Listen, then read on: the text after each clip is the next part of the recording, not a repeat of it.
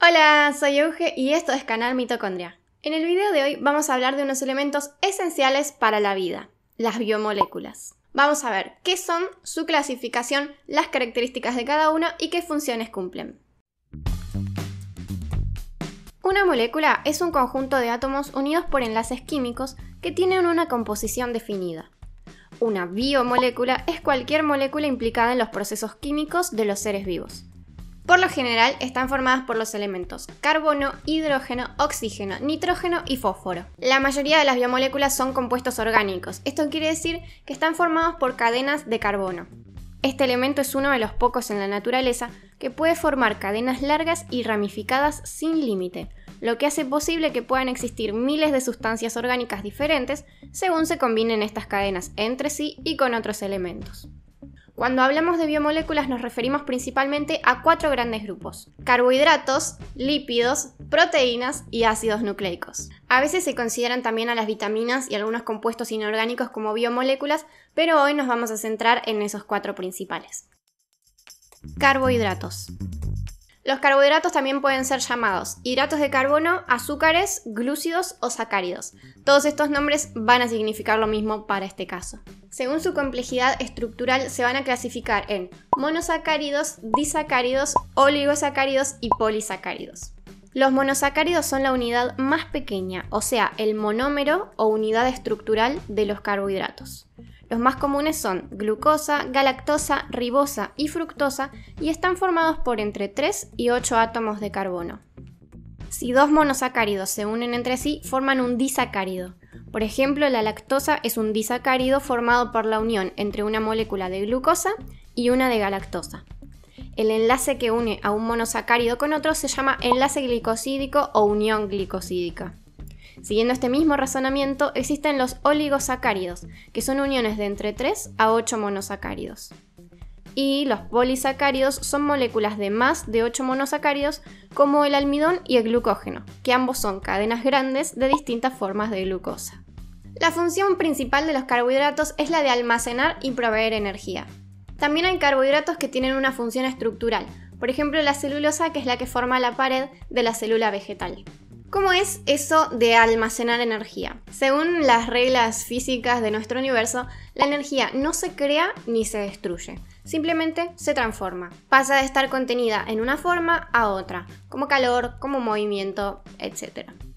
Como vimos al principio, las moléculas son átomos unidos por enlaces químicos. Estos enlaces requieren energía para formarse, y cuando se rompen, esa energía se libera. En química, romper enlaces para liberar energía se llama catabolismo. El proceso contrario, cuando se usa energía para formar esos enlaces, se llama anabolismo. Y cuando hablamos en general de moléculas y transformar materia y energía, hablamos de metabolismo. Entonces, los enlaces glicosídicos que unen a los polisacáridos pueden romperse para obtener disacáridos, y estos a su vez romperse en monosacáridos para obtener energía. En los animales, todos los hidratos de carbono que consumimos son catabolizados hasta llegar a glucosa, que es el monosacárido más simple. Si esa glucosa se necesita en el momento para obtener energía, va a pasar adentro de la célula un proceso que se llama glucólisis, que también consiste en romper los enlaces dentro de la glucosa. Pero si en ese momento no se necesita energía, esa glucosa se va a almacenar en forma de glucógeno, que es un polisacárido, muchas glucosas unidas. Cuando se necesite, simplemente se van a romper esos enlaces de glucógeno, se va a liberar glucosa y la tenemos de vuelta disponible para usar. Por eso se dice que los hidratos de carbono son una reserva de energía. Se almacenan, cuando se necesitan, se usan. En las plantas, en vez de almacenar la glucosa como glucógeno, se almacena en forma de almidón y de celulosa. Y además las plantas no obtienen sus hidratos de carbono comiendo como los animales, sino que lo hacen a través de la fotosíntesis. Lípidos. Los lípidos son sustancias no solubles en agua, o sea, hidrófobas. La gran mayoría va a estar compuesta por cadenas largas de ácidos grasos unidos a glicerol. En realidad hay muchos tipos de lípidos, pero los principales van a ser los ácidos grasos, los triglicéridos y los esteroles. Los ácidos grasos son cadenas largas de carbono entre 4 y 24 átomos de longitud. En uno de sus extremos tienen un grupo carboxilo, que es un oxígeno enlazado doblemente con el carbono, y un grupo hidroxilo, el OH. El hidroxilo hace que esa parte de la molécula sea ácida. Si querés saber lo que es un ácido y el hidroxilo, te dejo este videito acerca del pH. Si el ácido graso es de cadena muy larga, se considera anfipático. Quiere decir que es una sustancia que tiene una parte soluble en agua o hidrófila, que es la parte ácida con el grupo carboxilo, y una parte hidrófoba, que es la cadena de carbonos. No va a ser soluble en agua. Esta es la razón por la cual las grasas, cuando están en el agua, forman micelas, una organización particular de las moléculas en la que la parte hidrófila se orienta hacia afuera y las cadenas hidrófobas, no solubles en el agua, están hacia adentro. Los triglicéridos o triacilgliceroles son uniones de 3 moléculas de ácidos grasos a una molécula de glicerol. Son la forma más abundante de lípidos y por eso muchas veces se dice que los ácidos grasos y el glicerol son la unidad estructural de los lípidos, por más que haya lípidos de otro tipo. La unidad estructural, recordemos, es como la mínima porción de la cual están formadas esas biomoléculas, así como en los sacáridos la unidad estructural es el monosacárido. Cuando se rompen los enlaces entre las cadenas de ácidos grasos y el glicerol, se libera energía. Los esteroides o esteroles son unos lípidos que no están formados por ácidos grasos y glicerol, pero existen y son importantes también. El colesterol, por ejemplo, está en las membranas celulares y es lo que les da rigidez.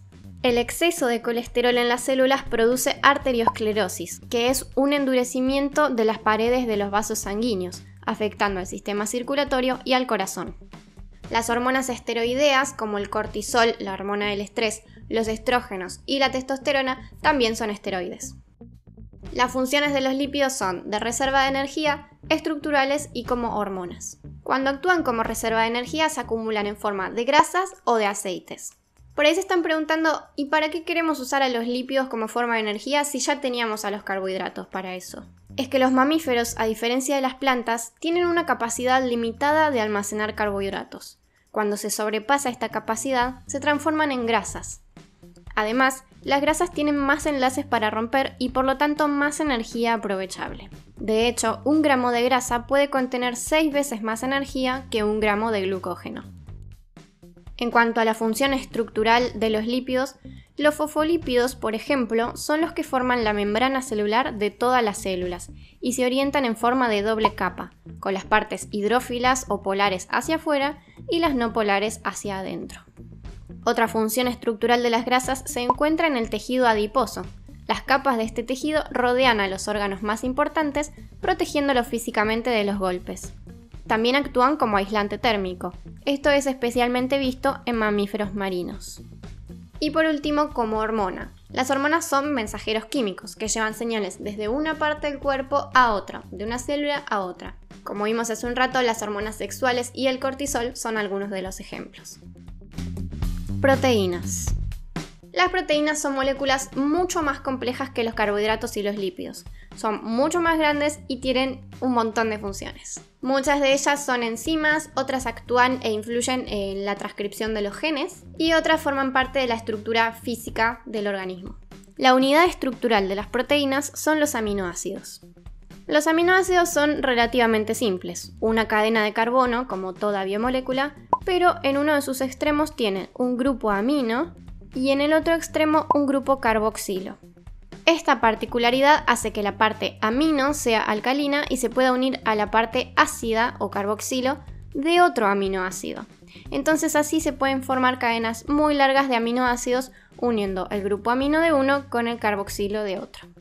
Este enlace entre un aminoácido y otro se llama enlace peptídico y una cadena de aminoácidos se llama cadena polipeptídica o polipéptido. No sé por qué en biología tenemos tantos nombres para llamar a la misma cosa, o tipo si es algo muy chiquito se llama de una manera, es lo mismo pero más grande se llama de otra.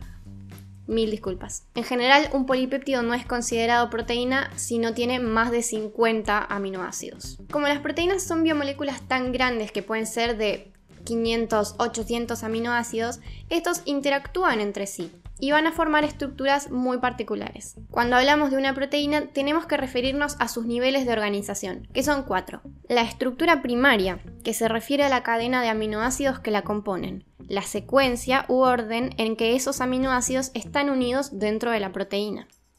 La estructura secundaria es el plegamiento que pueden tener esas cadenas de aminoácidos.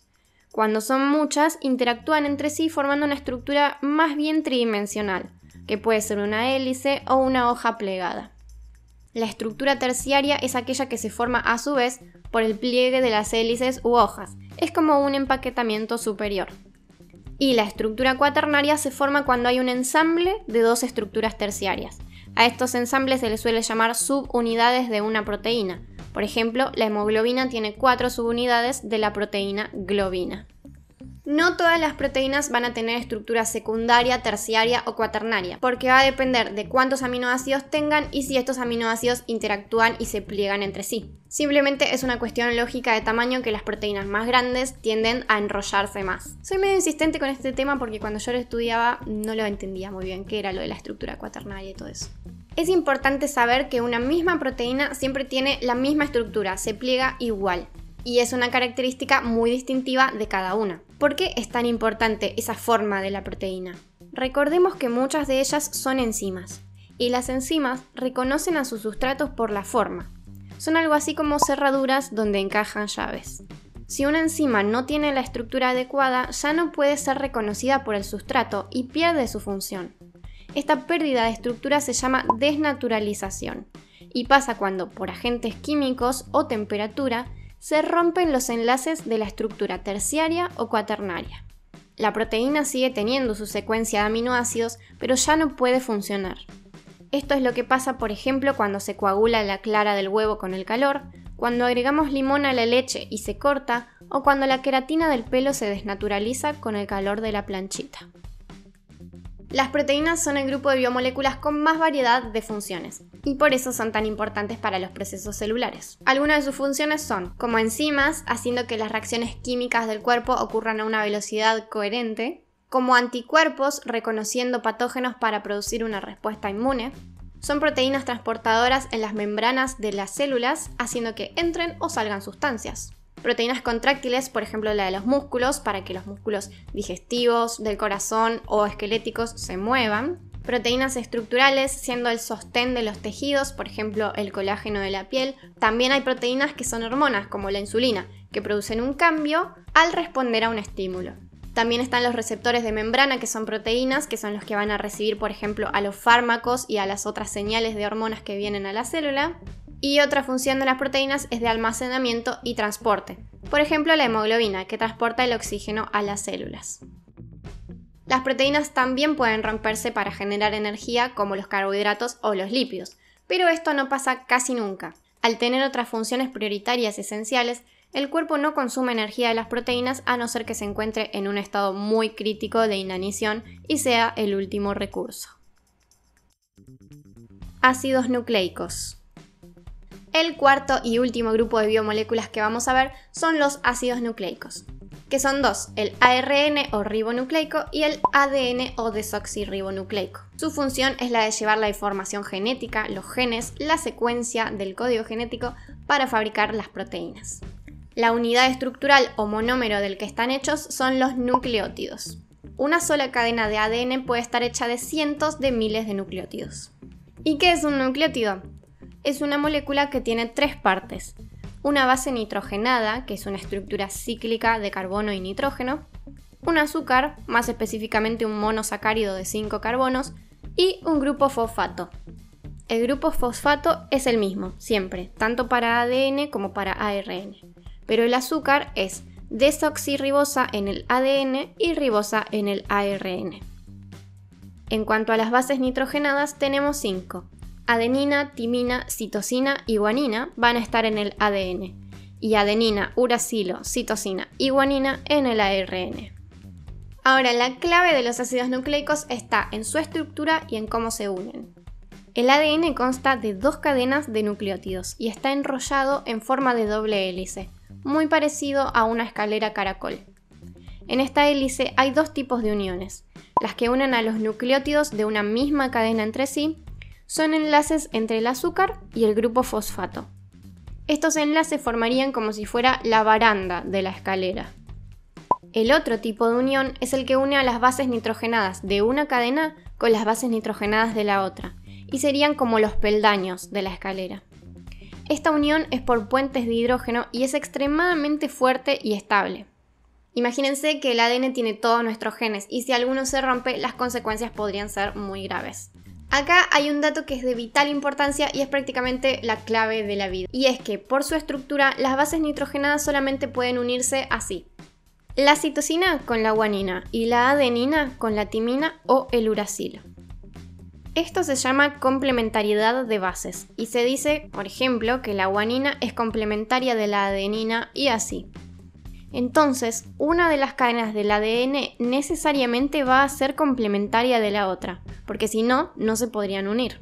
En el caso del ADN, que es de cadena simple en vez de doble, también se puede unir complementariamente al ADN, y esto pasa cuando necesita copiarse en el proceso de transcripción que explico en este video que voy a dejar en la descripción. Además de formar parte de los ácidos nucleicos, existen otros nucleótidos como el ATP y el GTP que tienen otras funciones en la célula. El ATP es la molécula principal de intercambio de energía y el GTP también se usa como molécula señalizadora. Ya vimos las 4 biomoléculas principales, de qué están hechas y cuál es su función. Les voy a dejar este cuadrito en la descripción para que lo tengan a mano cuando quieran hacer sus tareas. También les dejo en la descripción otros videos que pueden ser útiles para complementar esta información y son el del código genético y el del dogma central, transcripción y traducción con ejercicios resueltos. Espero que les haya servido la información y si fue así dejen su like, su comentario y suscríbanse al canal. Les recuerdo que si tienen ganas y pueden apoyarme económicamente pueden hacerlo a través de un Patreon donde pueden acceder a contenido exclusivo, toda la info de los videos en formato PDF y demás chucherías. Muchas gracias por aprender conmigo. Mi nombre es Eugenia y les espero la próxima en otro video de Canal Mitocondria.